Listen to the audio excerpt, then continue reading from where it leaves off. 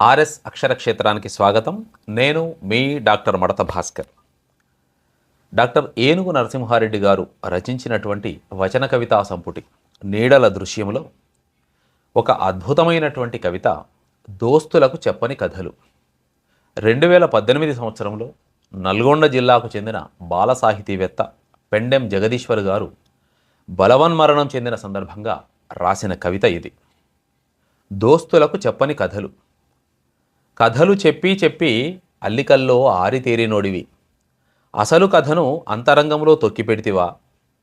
పాత్రల అంతరంగాల్లో దూరిపోయి మూలాల్ని పట్టుకొని నటన దిద్దే మహాతాత్వికుడివి. అంతరాత్మ చెప్పే అసలు సత్యాన్ని ఎంత దైన్యంగా దాచిపెడితివి.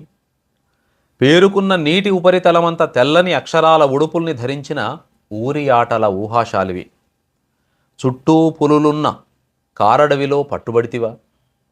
చిత్రిత పాత్రలకు కష్టాలుండవు మిత్రమా, వాటి మూలాలైన మనుషులనే అవి వెంటాడుతాయి. చిట్టి చిట్టి అడుగులకు పొట్టి పొట్టి వాక్యాల జీవన సారాన్ని ధారపోసినవు. పల్లె బాల్యపు తేట హృదయాల్ని రంగుల పతంగులు చేసి పైకి లేపినవు.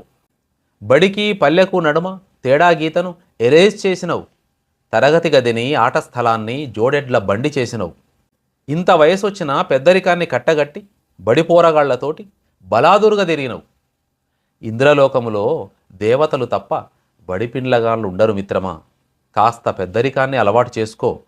ఇంత ఓపెన్గా ఉంటూ ఇన్ని రహస్యాలు దాచిపెట్టొచ్చని నీవు పోయాకే తెలిసింది. అంతగుండ్రని ధవలకాంతుల వదనం కింద అంతుచిక్కని రహస్య పర్వత సానువులున్నాయని నువ్వు అంతర్ధానమైనాకే అర్థమైంది.